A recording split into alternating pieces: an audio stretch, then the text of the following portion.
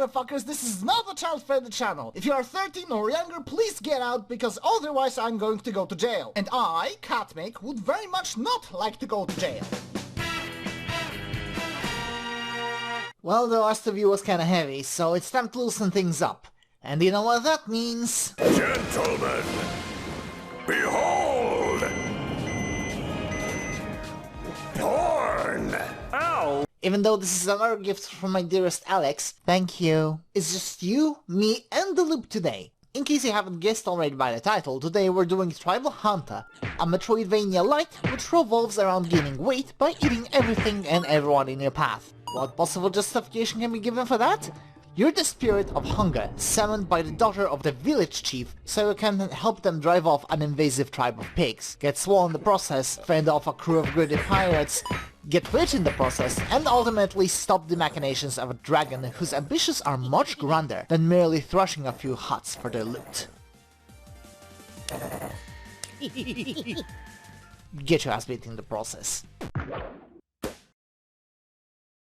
There's also this fox, who, despite being your enemy, is quite friendly and helpful. What does this sly fox have in mind, I wonder? The plot thickens.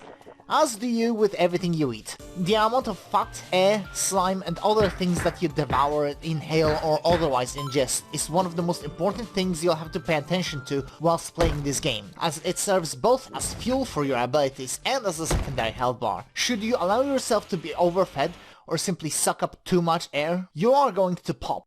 The danger that overstuffing presents requires you to consider the merits of walking around on an empty stomach. If you're not bulked up, you attack much faster, have a smaller hitbox that allows you to dunk under a few attacks, and, naturally, it gives you more of a buffer before you get too chubby.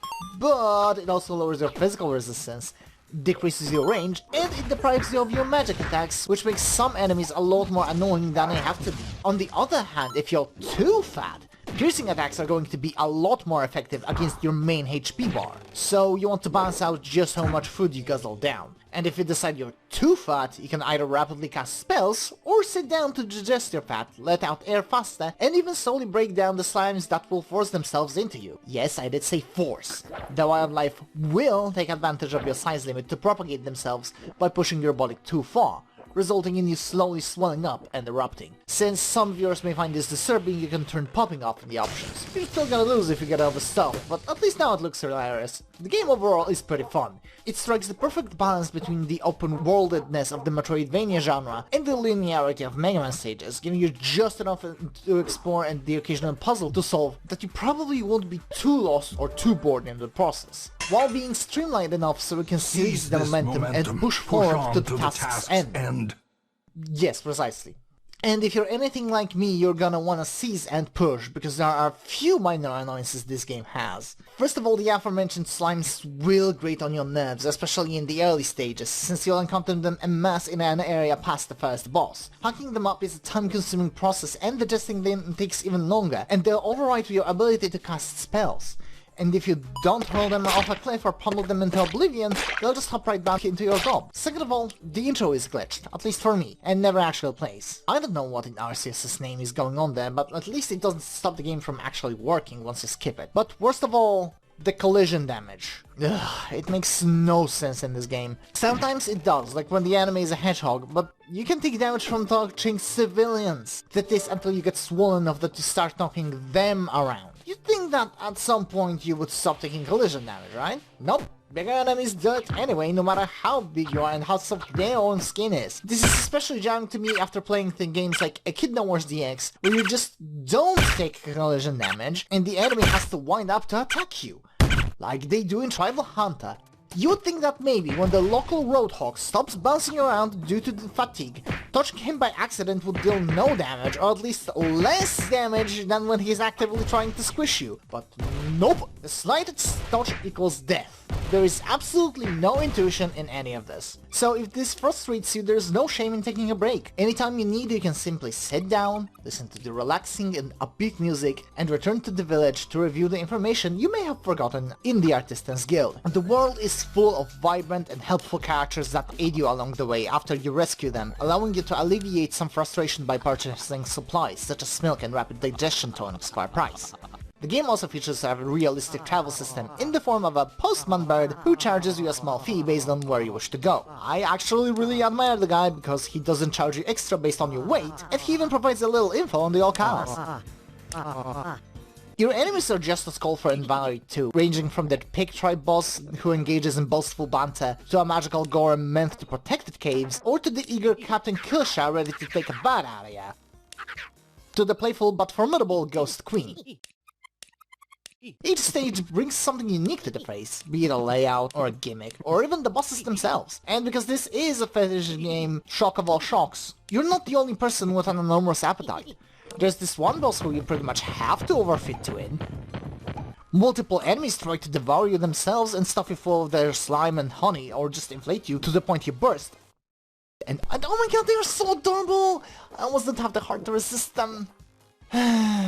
Unfortunately, I'm from the Gorgle Me Alive School of Vore, and Tribal Hunter does not have a student exchange program. There's only one enemy in the whole game who tries to dinkum eat you alive. The rest just use it as a means to trap you and feed you more stuff. Which is a paradox I never thought I would have to think about. Getting yourself eaten just to get fed.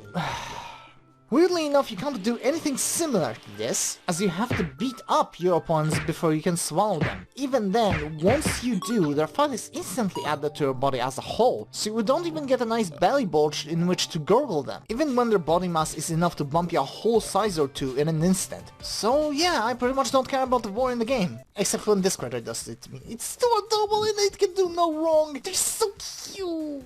Poor things do have their limits though, which you can exploit by shooting eggs into them as they try to inhale. This will inflate them and net you an easy meal. And seriously, if they had a digestion animation, even if you had to venture into the options and enable it by default, I would never make it past the beach. It would be littered with the most adorable, pudgy marine life on the island. I wonder what that says about me. And I wonder what it'll say about you if you decide to buy this game. And if you're not into guzzling people down by the thousands, there's still a lot of funny moments and intense action to experience in Tribal Hunter. So even if you aren't into Vore, inflation, feederism or weight gain, for $15 it still makes an excellent action game, despite its flaws. And now shitting. If you are a Vore fetishist, or just a horny motherfucker in general, I invite you to subscribe because I have more kinky games to talk about. Not always, but often. And if you aren't a fetishist of any kind, I still invite you to subscribe because I talk about games that don't have anything kinky in them either. I'm still alive?